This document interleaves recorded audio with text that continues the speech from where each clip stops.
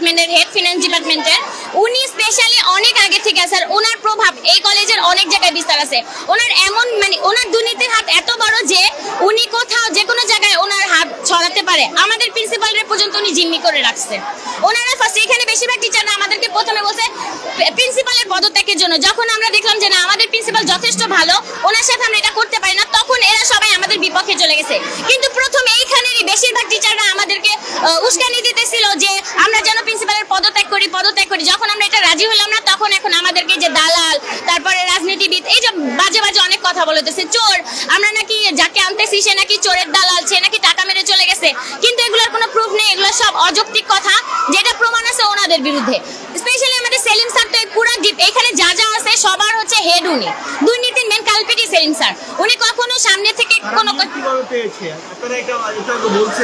কারণ তখন তাপস ছিল, তাপসের সময় ওনারা ওনাদের মতো করে নিয়োগ পেয়েছে যারা তখন ভালো ছিল। যেমন আমাদের মনিরুল স্যার তখন ছিল, ওনাকেও বলা হয়েছিল যে আপনারা হয়তো বা নিউজে দেখছেন যে সোনালী ব্যাংকের থেকে আমাদের মধুমতি ব্যাংকে আমাদের ব্যাংকে অ্যাকাউন্ট ট্রান্সফার করার কথা, কিন্তু উনি এটাতে রাজি হয়নি। তখন ওনাকে এখান থেকে দুর্নীতিভাবে ওনার উপরে মিথ্যা এলিগেশন লাগে, ওনাকে কলেজ থেকে বের করে দেওয়া হয়। তো ওনারা হচ্ছে লিটারালি সোজা কথা বলতে গেলে লিগের অথবা রাজনীতির ক্ষমতা দিয়ে এই কলেজে ঢুকছে বেশিরভাগই। এখানে যে ডেইজি মিস আছে উনি হচ্ছে ডিগ্রি পাস, কিন্তু উনি আমাদের অনার্সের বাচ্চাদেরকে পড়াইতেছে। এখানে অনেক ওনার নামে এমন আসছে যে জাল সার্টিফিকেট দিয়ে আসছে, এটা আমরা গোপনভাবে জানছি। তো এগুলোই আমাদের কলেজে হইতেছে। তো আমরা এরকম টিচার চাই না যাদের মধ্যে সততা নেই। তাহলে তাদের থেকে আমরা কি শিখবো? যাদের মধ্যে সততা নেই। কোশ্চেন আমাদের এইটাই।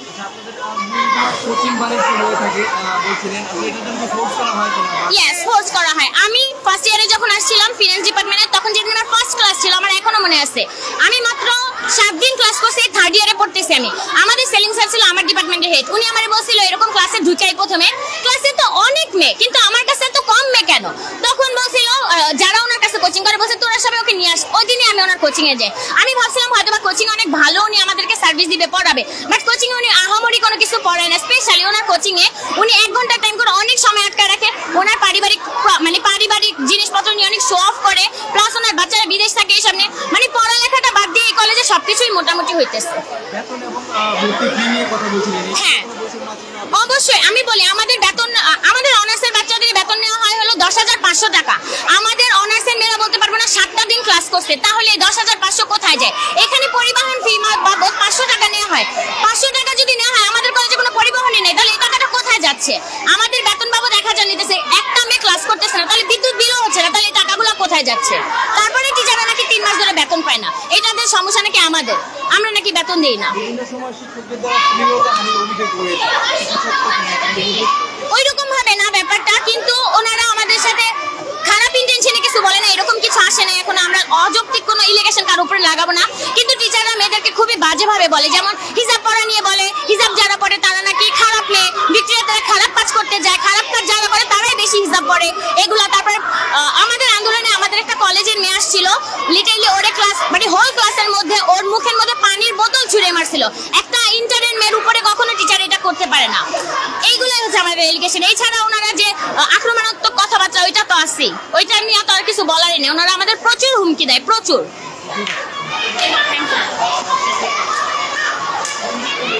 সুপ্রিয় দর্শক, আপনারা যেমনটি শুনছিলেন, আসলে তা নানান অভিযোগের কারণে তারা তাদের এই যে কর্মসূচি আজকে তারা পালন করছে, এবং তাদের দাবি একটাই যে এই শিক্ষক নামদারি যেই হেনস্থা করে যেই দুর্নীতিবাজ এবং বিভিন্ন কোচিং ব্যবসার সাথে যে শিক্ষার্থীরা জড়িত রয়েছে তাদেরকে আসলে অনাদায়ে বহিষ্কার করতে হবে, এবং তাদের যে দাবিটি বাস্তবায়ন না হওয়া পর্যন্ত তারা এই কলেজ প্রাঙ্গণ ছাড়ছে না। আসলে তাদের স্লোগানে আপনারা দেখছেন পুরো মহানগর যেই ক্যাম্পাসটি রয়েছে, মহানগর কলেজটি রয়েছে, সেটি আসলে মহানগর মহিলা কলেজটি, সেটি আসলে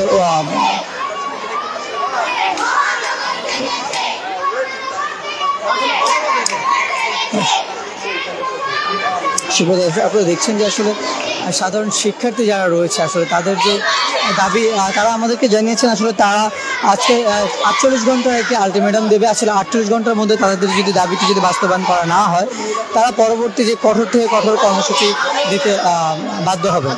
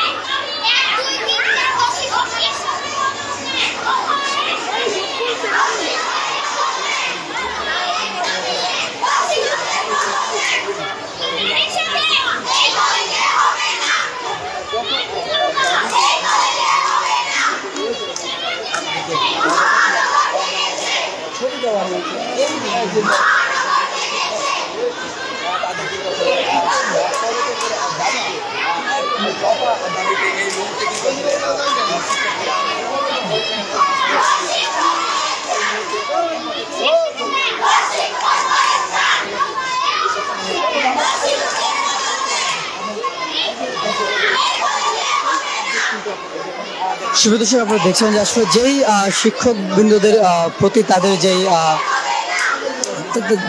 যাদের বিপক্ষে তাদের যে কর্মসূচিটি অবস্থান কর্মসূচিটি আসলে তাদের ছবি ব্যানারে প্রিন্ট করে দিয়ে দেওয়া হয়েছে এবং খুব যত দ্রুত সম্ভব তাদেরকে আসলে বহিষ্কার করতে হবে এবং তাদের যেই ক্যাম্পাসের যেই শৃঙ্খলা বা সাধারণ যেই শিক্ষার্থীদের যেই শিক্ষা ব্যবস্থা প্রদানের যেই শৃঙ্খলা সেটি বজায় রেখে তাদের এই দাবিটি বাস্তবায়ন করার লক্ষ্যে তারা জোরদার দাবি জানাচ্ছেন।